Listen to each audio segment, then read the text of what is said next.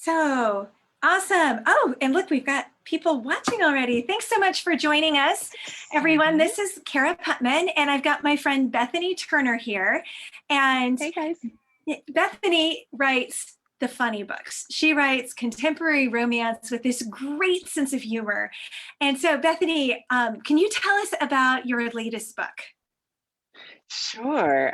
So it's called Hadley Beckett's Next Dish, and it's about two chefs, but they're not just chefs. They are like celebrity chefs on a Food Network kind of thing, and they cook on TV. And so, yeah, one Hadley is Two just chefs, but sweet and sassy and southern, and Max Kavanaugh is none of those things, not sweet, not sassy, definitely not southern, and major clashing happening between the two of them when Max has this explosive temper tantrum on air, and all leads to all these things. But of course, they're forced into the kitchen together, and the tagline we love is they're either going to fall in love or burn down the kitchen. Just in case, hide the knives. So Oh, that's yeah. awesome. I love that. And that's a great kind of synopsis of your humor. And it's so fun. I see that Kim and Corky and Tiffany and Anastasia, thanks all of y'all, Nona, for popping in and saying hi.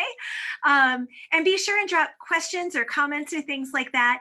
But I'd love to know how many of you love books with that quirky sense of humor, because the idea they're going to fall in love or they're going to burn down the kitchen, but either way you need to hide the knives. How do you come up with ideas like that? Because I always joke, I don't have a sense of humor. My brother told me once, you were born without a funny bone. And, it's one of those things that's just stuck with me. So, how do you come up with these ideas that are just filled with humor? And it's all this very situational humor. Yeah, I think a lot of it is just, well, a lot of it comes from movies, to be perfectly honest. And, I'm really just like, I love the Tom and Meg rom-coms of the 90s and that Yes. sort of thing. So, and I've watched so many of those so many times that I think there's just this element of that in me all the time. But then it always comes down to me to where I'm like, love is funny. Yeah. And, when you think about the emotions of people falling in love, the misunderstandings, the things that happen, it's like you take all those things and you exaggerate them and you have a romantic comedy more often than not. And so just kind of, yeah, I don't know. And then you throw in a weird sense of humor that I guess I've always had, and a whole lot of pop culture stuff, and it just all goes together in a pot. And then it's like, hopefully, someone else thinks this is funny, and if not, oh well, I amused myself. Well, and I love Linda says, humor comes from real life. And I think that's what you do. You Mm, take real life and you kind of amplify it yeah. and make it bigger than. And Mm, Kim talked about, we need humor. And it's so true. At this point in yeah. time, I think everybody feels stressed. And when my family got together at Christmas time, what I loved about it was there was just so much laughter. And I Yeah. left going, oh, I needed that. I needed just that Yeah. space and kind of the permission to laugh after what has felt like kind of a crazy year. Yeah. So, Kim's like, serious is good, but humor holds us together. And that's what I see in your Hmm. books. So, Oh, thanks. how do you come up with those big ideas though? And I got to stop. Really? Green Bay Packers? I'm so sorry. Yeah, I mean, I'm not sorry because obviously we're like 2 games away from winning the Super Bowl, but I love Aaron Rodgers. If Drew Brees can't win the Super Bowl, then it should be Aaron. Anybody but Tom. And I'm sorry for those of you who love Tom Brady. Although we had a classy moment with Drew's kids at the very end we of the game, did. but I'm like, it was Drew's year. That But now was it's Aaron's year. Now it's Aaron's year. I know. And I love that it's just, I was calling it the octogenarian bowl with my husband. We were joking. Oh, I'm like, I love that all these quarterbacks are like my age. Some of them are a little older. I'm That old. I'm doesn't like, usually happen. time out. Because then you're saying I'm old, and I am not old. At least, okay, that's my theory. But I hang out with college students all day. See, so totally counts. You're not old at all. They're just old for quarterbacks. We'll give them Yes, that. So, there we go. And Kim saying St. Louis roots for Green Bay. oh, there we go. Yep. So, Yep. okay, so back to your books. How do you come Okay. up with these great ideas? Because I'm trying to think. The one I read, I think was with the writer, and I still need to read the the one Hadley Beckett's dish or new dish or whatever. I Next love the dish. title, but I can never get it straight in my head. It's a lot of words. Yeah. Every So time you talk about, it, I'm like, oh yeah, I've got to pull that up. It's on my Kindle. I just need to pull it to the top of my ever-growing to be read pile. it'll So come at the right time when you need the laugh. that's right. There That's when you it go. happens. Yeah. Well, I think honestly, as far as where the ideas come from, um, it's really just okay, going back to The Secret Life of Sarah Hollenbeck with the one Yes. about the writer. With her, it was just this situation. It was honestly based on a very well known, who I won't name at this point, but writer who wrote these very, very, very steamy books that took over the world, and we would all know the books Oh, that I'm talking about. They have a number between 49 and 51 in them, and so it was kind of at the time that that was happening, and it was just the thought of, "Oh my goodness, what would happen if suddenly this author said, 'You know what? I know that I've made a gazillion dollars. I know that I have these big movie deals. I know that I've sold 12 gazillion copies, but I just gave my life to Jesus. Not gonna do that anymore.'" And to me, that was hilarious and sad all at the same time. And that was kind of the start of the story I like to write, which is um, a really tough situation. And yet the absurdity of some of this it's like taking the big idea, but looking at the small little ways that we could explore that, because then that became okay. And then what happens if this new Christian who is known for being this salacious writer, let's have her fall in love with her pastor. And how would that go? And so then that carried on through the other books. And so then, like with Hadley Beckett's Next Dish, it really just kind of became, hey, I've never really written a hate, like an enemies to love Mhm. story. I'd never really written that. Let's do that. I love writing in the entertainment world. So it's like, okay, I've had a writer. Wooing Katie McCaffrey was at a sports network. So then it was like, ooh, chefs. We haven't Yeah. played around with chefs yet. And so just kind of starting, like the big really starts there, and then just whittling it down to these absurd situations that actually unearth these really deep things happening in these Yeah. people's lives. Well, and I love that you were talking about, the enemies to lovers and all these different tropes. Because, like with my book, Lethal Intent, that just came out, I was doing the friends. The whole what Mm, happens when best friends have to make the choice? Are we going to stay friends or are we going to risk our friendship with more? And people are always like, oh, that doesn't happen. I'm like, that's my husband and me. We literally had to have the conversation.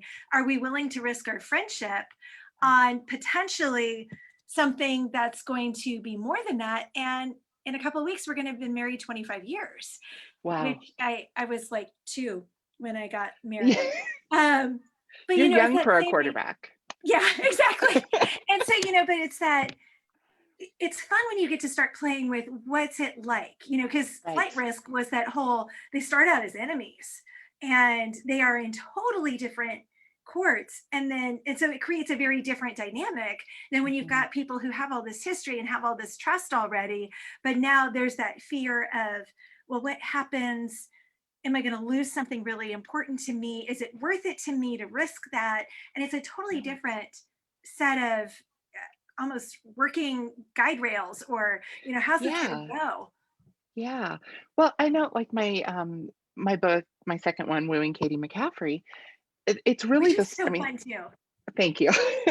There's so many different things happening in that, but to me, the heart of that story is a couple not talking to each other as much as they should, and not communicating. And, sometimes readers are like, oh my goodness, if they would just talk to each other. And that's true. Certainly it is overdone in stories sometimes. But what I kept coming back to as I was writing that story is we all do this all the time. Yes, it's exaggerated. We're put them into exaggerated circumstances, but really, are you saying this guy that you maybe want to marry someday, are you really telling him every feeling you're having, every thought, and every fear? And of course not. And so it's, but it's so I think it is in all those cases, it's like finding this maybe exaggerated idea, but whittling down to the heart of it that I think really we can all relate to in different ways a lot of times. Yeah. Well, in humor, like Linda's saying, when you're in a healing process or when you're in a place where the world's scary or Mhm. things feel out of control, humor can be such a release. And it's something that Yes. we need so much right now. And Yeah. whether it's, I don't know, have you watched WandaVision yet? I haven't It's yet. the It's new on my Disney. list. Oh my gosh. Oh, you will love it because I they can't have, wait. in the first two episodes, they've had so much fun with the old sitcoms, like from the 50s and Mm. 60s. And it's pitch perfect. It's just, Ah, my husband and I laughed so hard because we love all those kind of classic slapstick type of things. And they did such a good job with it. And I was like, it just keeps reminding me the last, I guess, 3 or 4 weeks, the healing power of humor and how we just yeah. need it. And I don't think we always give ourselves permission to just laugh and find the humor in situations. And I tend to be Yeah. very type A and very focused. And so I need that. I need that kind of permission to grab one of your books and go, I just need to laugh. And I know when I pick it up, just like when I pick up a Gin Toronto, I'm going to laugh out loud and it's going to be good. And I need that Oh. release.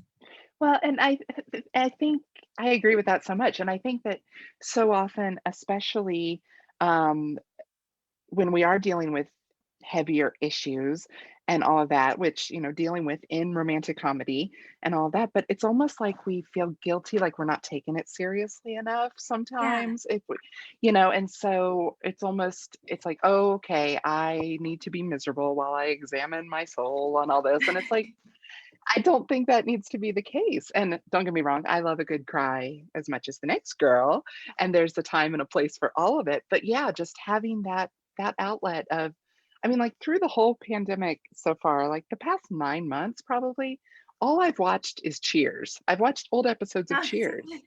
and it's just because it's like it's gonna get me disconnected from reality. Mhm. I mean, it's reality 30 years ago, but I'm not gonna, so there's that and it's like it's just good for a laugh. And sometimes that's exactly what we need. And then throwing in major, sometimes real issues in there as well. And it's like it's okay to tackle those themes through laughter. Yeah, exactly. And it's funny that you talk about going back to Cheers. And for those of you who haven't watched it yet, WandaVision is a lot of fun, but there is a weird element to it, Kim. I agree. I'm very curious about where they're taking it, but I want to keep going on the ride because it's it's a fun honoring of comedy. And I think comedy takes a lot of talent as an actor or actress to get it right. And Yeah. Elizabeth Olsen is just so impressing me with the way she's handling it. And then Paul Bettany, is just like great. Yeah. But it's kind of this fun, weird combo. But our daughter, our oldest is 20. She's a junior at Purdue, and she just went back to classes yesterday. And so she got me finally talked into watching Gilmore Girls. I know, stop the presses. I'm the last person on the planet to start watching Gilmore Girls. I've never You watched it. haven't? Oh my gosh, you would love it. The writing That's what is so everybody smart. tells me. And everyone's told me that for years. And I was like, I don't have time to watch TV.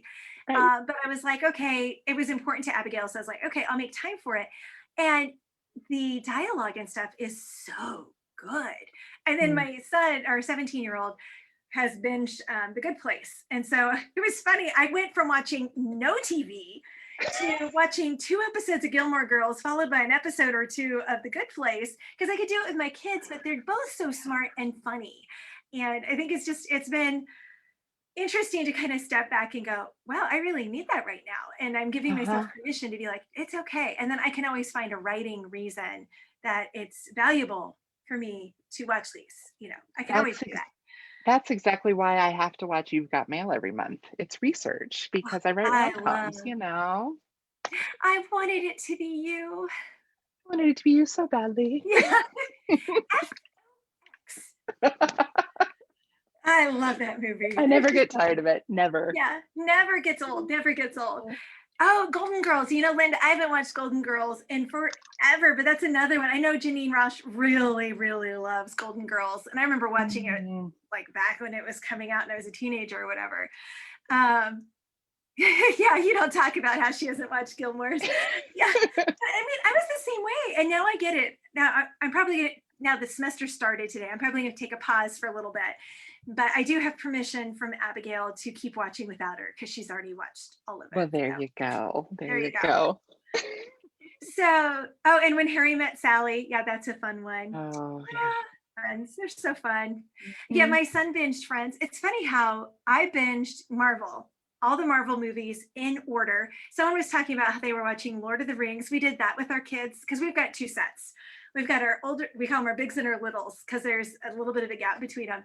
And we were realizing our little guy hadn't seen the Chronicles of Narnia movies. He hadn't Mm. seen Lord of the Rings. And so there were all these movies that we just had assumed he'd seen. And we were like, we've got to catch him up. Yeah. And so it was so fun to watch him just fascinated by Lion, Witch, and the Wardrobe, which after seeing all the Marvel movies and, you know, Lord of the Rings, I was like, is it going to be too low tech? And he just was like, oh, this is the best thing. So it was so Oh, fun. love that. Love Yeah, that. it was fun. Oh. So, what are you working on now? What's next for you? Well, my next book comes out in June and it's called Plot Twist. I And love that title. Life is a it plot twist. life is a plot twist. And it's the funniest thing because I started writing this book almost 10 years ago and Oh, and finished it like 8 years ago. I mean, it's just kind of been sitting there for a long time. And but it had a different title and then we were going through different titles and all this stuff, and plot twist was like the last thing that came to mind, and I threw it out there to my editor in like a list of 20 different titles, because it seemed so obvious and you would think like, well, there are 90 million books called plot twist. There really aren't. I was shocked, and it was like, well, that has to be it, because if ever there's been a book that lives up to its name, on the romantic comedy side, I think I can safely say this is it. Hopefully, the reader really won't know how it's going to end.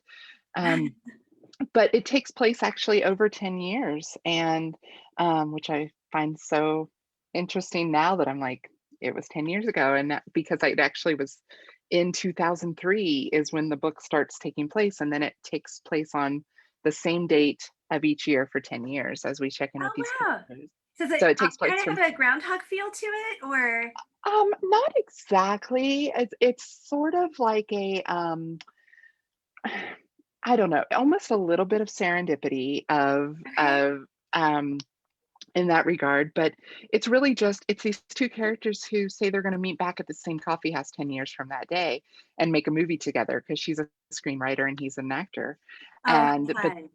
so it's all leading up to that day in 10 years, and you just check in on the same day, but of course a lot of life can happen in 10 years. So Yeah. um is he the one or isn't he, and all of that. And so yeah, it's really, I think people will enjoy it if they enjoy romantic comedies. And yeah, I've spent a long time with these characters and I'm so excited to finally introduce people to them. That's so fun. And Kim was letting us know it's already up for pre-order on It Amazon, which is. is great. And if it's up there, it's probably up just about anywhere people want to buy books, which is It is. awesome. And Yeah. so, and I love that because sometimes you'll see that where people say, you know, that's kind of like the hook to get the book going. We were going to meet again at this point, and if you didn't have anyone, we would go to a wedding together or whatever. But I love Mhm. that you're keeping up with them over that 10 years. That's a really fresh take on it. Thanks. Yeah, it's kind of fun because it's kind of this whole thing where, because they didn't get each other's names is one of our biggest problems, and so she she doesn't know this guy's name until then a couple years later she sees a guy on Good Morning America promoting his movie, and it's like that's the guy, and so suddenly everything shifts into So it's got a um, you've got mail feel. it's got a you've got mail feel a little bit. It's got a um yeah, I pay homage to many, many romantic comedy movies in this book. Um That's so fun. so You should have like yeah. a scavenger hunt for readers as they're going through it. Ooh, I love that. Put that away for like the book club guide or, something like that. Yeah, that's a fun idea. That's a very fun idea. So, yeah, No, that that should be sounds fun. really great. And so plot twist does sound like it's the right title for the book Plot then. twist. Yeah, I don't know what else it could have been. I don't know what took us so long to get to I'm that. impressed you came up with 20. When they ask for titles, I'm like, here's two. Give it your best shot. And most of the time the title I give it sticks, but when they're like, we need more, I'm like, no, you don't. Not for me. I wrote 85,000, 90,000 words. You can write five. You've got 5. That's all you've got. Well, the original title of this book, I'll tell you, was Untitled Gerard Butler Project. Okay. So you That would one, cast Gerard Butler as the hero, I'm taking it. yes. And in fact, to begin with, it's like he was written into the book. And so Oh, now, of course, again, 10 years ago, Gerard Butler yeah. 10 years ago, not Gerard Butler now necessarily. But yeah, but then it was like with the titles, my last 3 books, I mean, I had The Secret Life of Sarah Hollenbeck, Wooing Katie McCaffrey, and Hadley Beckett's Next Dish. It was all a name in the Yeah. title. And it was like, I need a change. Let's get the name out of the title. So yeah, then it was like, ooh, there are titles that don't have names in them. Let's see what we can. This is something new to me. Oh, that's so funny. So who would you cast as the heroine in Plot Twist? I see her as Jenna Fisher, who played Pam on The Office. Okay. She's very she's not your traditional knockout beauty, but I mean Yeah. very pretty girl next door kind of Yeah. type, who is gorgeous, but it's not in that In starlet your kind face of way. way. Yeah. Yeah, just kind of a just a beautiful girl kind of way. And so, she's kind of it needed to be somebody in my head who honestly, it's like she cleans up nice, as I would say about myself at times. No, I don't clean up nice. I try to. But anyway, but at the same time, it's like most of the time you're going to see her without makeup and in sweats, and she's just a normal girl. And so, which made it even more fun than to thrust her into potentially Red this carpet. celebrity fame. Yeah. Yeah. Oh, no. Okay. So everything I know about The Office comes from reading the book about The Office. I've It's wanted to read actually really, that. it is so fun because the way they did it is I've never watched The Office. Students tell me all the time I should watch it. And I don't usually watch TV, but Right. there's a book about The Office that's written in the docudrama style that I guess they use in The Office. So the audiobook has like 12 different narrators and all these different perspective shifts and stuff. But it was such a fascinating look into how the story came to be and how they did the casting and then the kind of the progression of the show. And there's a similar book with Friends and another one with Hamilton. And so it's really fun to kind of get this behind the scenes. How did these come to life? And then Yeah. how do they progress? Like, why did they pick Courtney Cox? And Courtney Cox was the star at the time that they were casting Friends. Right. So Oh, how it was fun. I fascinating. love stuff like that. I love Yeah. it. I need Yeah. to check And so that out. those have been some fun audiobooks I've listened to because, it's just kind of that you can geek out on the creative side of Hmm. these TV shows, I guess. And it makes great, like, to talk at a party. It's like, hey guys, did you know Yeah, that exactly. that Courtney You remember Cox the was, day when yeah, Jennifer Aniston was just sort of a star and like Ross Chandler and Joey were nobodies? we'd We didn't never even know heard of their any names. of them, and we knew Phoebe from Mad About You. Yeah, Like, exactly. Exactly. So it was the girls were kind of sort of the stars, uh-huh. The guys but were the nobody. guys, David Yeah. Schwimmer, had done a little theater, Yeah. Yeah. so it's really funny. How fun. All right, I'm trying to see if there are any questions. Does anybody have any questions that they'd like to ask Bethany? I love all the comments. You guys have really been putting a lot of fun ones there in the feed. So, okay, we've got a couple minutes left. So let's do a couple really fast would you rathers. Okay. Would you rather go on a writing retreat in the middle of nowhere with no Wi-Fi or in your home office being interrupted every so often by friends and family? That sounds like real life. It does. I'm like, I've had a lot of that in the last year. Let's go with the middle of nowhere for a little while. Yeah, wouldn't Yeah. that be nice? That'd be Would be good. nice, just for a little while. Yeah. Yeah, just for a little while. I'm really thinking let's all go rent a Scottish castle and have like a week-long writing retreat there. Wouldn't that be fun? Sign me up. I am there. As soon as we can travel. As soon as we Yes, can we'll do travel. it. Would you rather publish one best-selling novel and never write again, or publish multiple novels that sell average? I'd honestly be okay with one best-selling novel and call it good. Yeah, I would be okay. I mean, I would still write for fun, but to never have to worry about the pressure again, I'd be okay with that. Yeah. Yeah. Bye-bye, deadlines, moving Bye on. bye. I'll be like, like J.K. Rowling or whoever, where it's like, I'll put something out when I want, no Yeah. pressure. Just leave me alone. That would be the life. Yeah. But after the pressure of like the Harry Potter series and getting all that right, I think she's definitely like earned it. Or yeah, like Gone with the Wind. The whole Yes. idea of, you've got your one brilliant book and or To Kill a Like, Mockingbird. yeah. It's like, what more do I need to do? Really? Yeah. Writing a I, book that people are still reading in school, 60, 70 years later. I'm Okay, fine with that. I guess I never realized Scout was 6 years old. How did I miss that detail? Interesting. I Can you don't imagine writing know. a point of view lead character who's a 6-year-old for the whole book? That's, I could see yeah, maybe like 11, 12-ish, but right. 6. But six, and to deal with what she deals with yeah, that's amazing. Yeah. And Corky, if we get our Scottish castle, you can come and read. We can There we totally have go. the library, and then we can have like the writing space, and Yep. we could have And so we much fun. and we can have beta readers every day. We give them our pages to give There you those go. see. Okay, this is That would happening. be cool. That would be really cool. All right. Would you rather be a bestseller with your real name and people stopping you everywhere you go, or a pen name and no one knows you? Uh, Okay, I don't know, I'm the rare extrovert author. I'm like, what's the fun of having a bestseller if no one knows it's me? Yeah, I would totally want under my real name.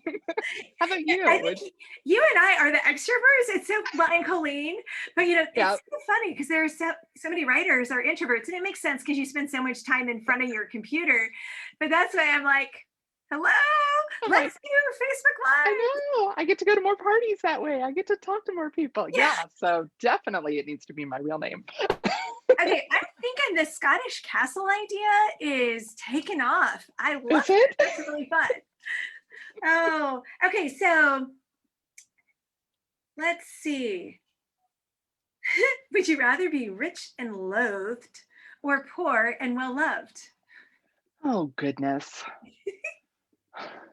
I I'm I mean, obviously you have to go with poor and well loved, right? I mean, you have to. But Because at the being same time, I'm hated, like, can't we just find some middle ground? I'm sort of liked and I have enough money to get by. That's exactly. okay with Yeah. Okay, and here's the last one. Would you rather do a cross country bookstore tour or a blog tour? And I think I know the answer for you I will go cross country. because you're an Absolutely. extrovert. Yeah, I wanna see people. That has honestly been the hardest thing of I still get to see my local people pretty well, but getting to go to events and interact with readers, I mean, I love what we get to do online, and things like this are so fun, but I miss It's not hugging the same. people, and yeah, it's not the same, so definitely cross country. Yeah, exactly. So yeah, people are like cross country and don't want to be a Scrooge. Absolutely. So Mhm. thank you so much for joining me tonight. It was so Oh, I fun to had hear a what you're writing on blast. and how you come up with all your fun ideas. Thank you for inviting me and for chatting, and congrats on the release. I'm so excited for you. Thank you. So Plot Twist is coming out in June. You can pre-order it June, now. And there it is. Lethal Intent just came out on Tuesday. Well, I guess a week ago today. And you can buy it anywhere that you can get books. And yes, you can use the avocado. Everybody needs to know if there's an avocado, right? Yeah. Oh, and I did want to ask you one more question. What book are you reading right now that you love or that you can't wait to get your hands on? Because readers are always Mm. looking for recommendations. So mine would be, if you haven't picked up The Dress Shop on King Street by my darling friend, Ashley Clark. The cover is drop dead gorgeous, but the writing Yes. is beautiful, split time, and it deals with issues, but with the romance, and it's just beautifully written. So highly recommend that. I Mm. kind of put you on the spot. Is there one that you would recommend? Absolutely. And I have recommended this in so many places, but I'm going to take the opportunity to do it one more time. Pudge and Prejudice by A.K. Pittman. It's Allison Pittman. Yeah, Um, but it was my favorite read. I think it released like last week, I think. So yeah. it's actually just now out. It's a YA retelling of Pride and Prejudice set in a 1980s Texas high school. Everyone needs to read this book. I haven't laughed and just loved a book that much in a really long time. So Okay, Pudge and I Prejudice. keep seeing it, so now I'm gonna have to go get it. Do And it. it sounds It's like one that fantastic. would be fun. Oh, Yeah. and Daisy's Decision by Hallie Bridgman. Yeah, Hallie's great. So that Mm. would be another good one. All right. Well, thanks so much for joining us, everyone. Thanks for interacting in the comments. It was so much fun. And I hope you all have a wonderful rest of your week. And thank you again, Bethany. This was so much fun. Thank you. Bye, guys. Bye. Okay. Now how to turn it off. I don't know how to turn it off. That's so funny. All y'all who are watching with me now, it's new technology. I'm trying to figure out how to turn it off. Poor Bethany. It's Oh, okay. that's Yeah, I hilarious. well, Well, if nothing else, we can probably just end the call and that yeah. will do it. All right. Well, thank you. Thank you, Cara. We'll talk to you later. Bye. Bye.